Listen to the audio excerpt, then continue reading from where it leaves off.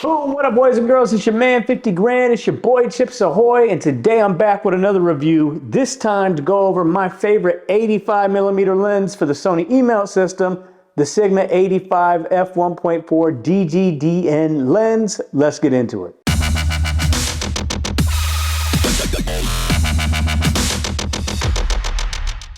Okay guys, so straight away I'm going to remind you that this is going to be a quick, no-nonsense review. I'm not going to be, shooting graphs and charts and shit like that and looking at what's the sharpest in the corners or anything like that. We're not going to be doing that. I'm going to talk about everything that is the DGDN 85 lens, how I think it stacks up with its competitors, and why I think you should buy this lens if you're looking for a portrait lens on the Sony E-mount system. Okay, so the first thing you're going to notice with this lens is the size. This is a really small lens for an 85 1.4. He weighs less, he's less girthy, and he is shorter than the G Master version of an 85 1.4. He is a little bit bigger than the Sony 85 1.8.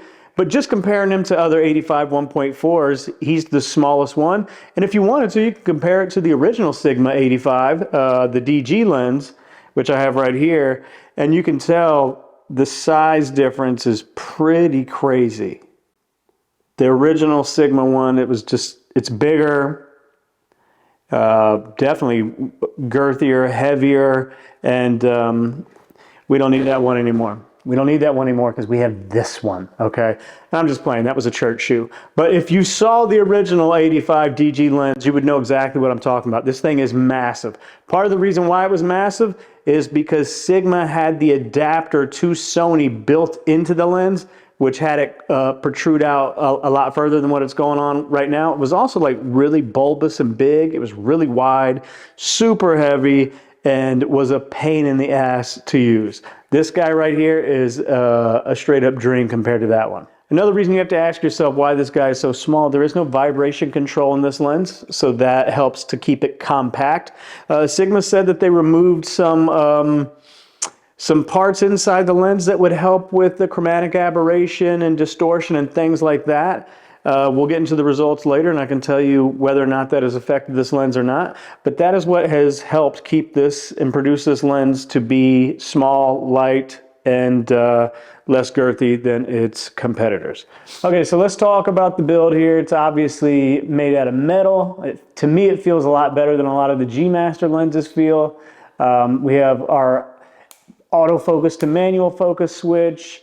You can control the aperture here, which for me doesn't mean anything. Maybe this is something special for somebody that does video and they want to go from, wide aperture to more narrow.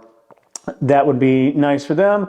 We have a programmable button here, and we have a switch here so that you can make it click or not click when it comes to moving the aperture around. All in all, very nice build. You have the rubber sealing gasket here at the end, so that helps keep moisture and rain and things like that out. It's weatherproof.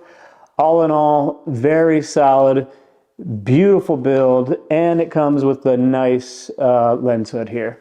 So, build quality for me would get a 10 out of 10. Let's roll into performance. Okay, so I'm not going to get too nerdy into this, but a lot of people will talk about how you can get the best bokeh when making a lens, and it depends on how many rounded aperture blades you have in the lens. This guy has 11 rounded aperture blades. The G Master version has 11. The Sony 85 1.8 only has 9.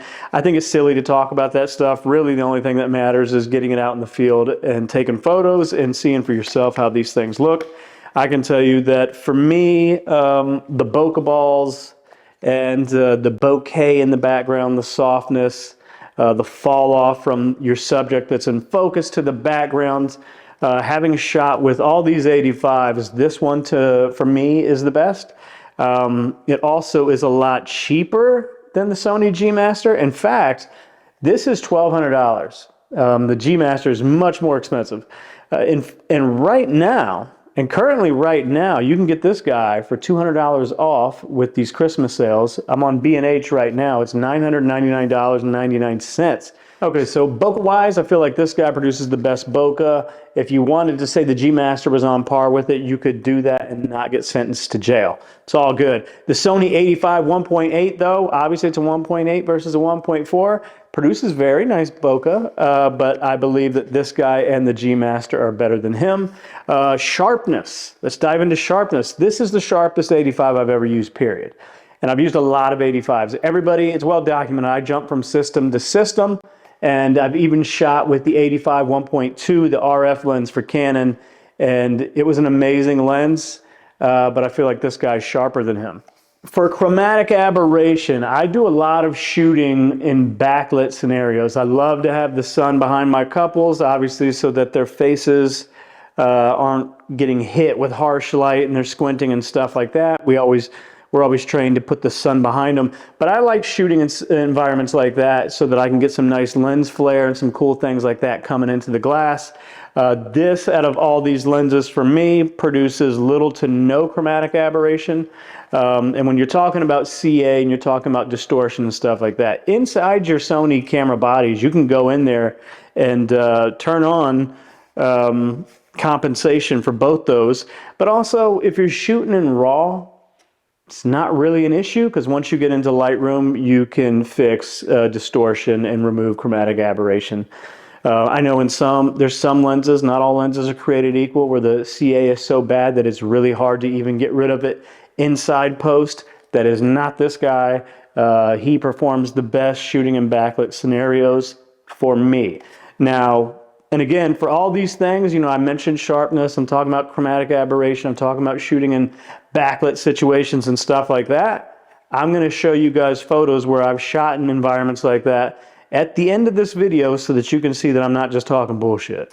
As far as autofocus goes, this guy focuses just like a native lens. The focus it acquires is lightning quick, just like the G Master. And in fact, in most cases, I know I've done a lot of research even before I bought this lens. So before I got him, you know, I was like, do I get the G Master? Do I get this one? Do I get that one? So many people all across YouTube, Jared Polin, Manny Ortiz, all these people did like autofocus, focus acquiring little tests between him and the G Master. And this guy outperformed. The autofocus seemed to be twice as fast as the G Master. And also a bonus, especially if you're doing video, this guy's autofocus is virtually silent. Like you'd really have to put a recorder right up next to the camera to hear it. So autofocus for this guy versus the rest gets a check for me. So at the end of the day, I said that this was going to be quick, and it was quick. This guy is the 85 champion for me on the Sony systems.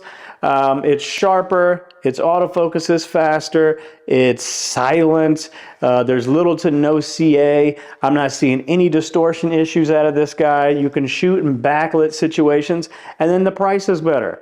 Brand new, not in sale, you can get him for $1,200. Whereas the Sony G Master is $1,700.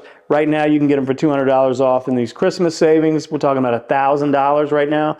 Obviously, you have other lenses that you could get maybe a little bit cheaper. Obviously, the Sony 85 1.8 you could get, which is great value for money. You can get that for $500.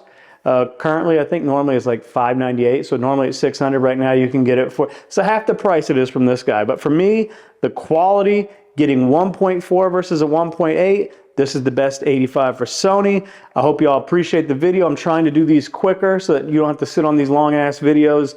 That being said, shout out to Sigma. This is an amazing lens. The DGDN lenses that they've been producing are a lot smaller, a lot sharper, a lot faster, a lot better. So if you need an 85 for the Sony bodies, get this guy. And now I'm going to let y'all see some sample images to show you what I've shot with this lens so you know I'm not full of shit. Thanks for watching. Subscribe, like, comment, keep up with your boy. I appreciate y'all. Peace.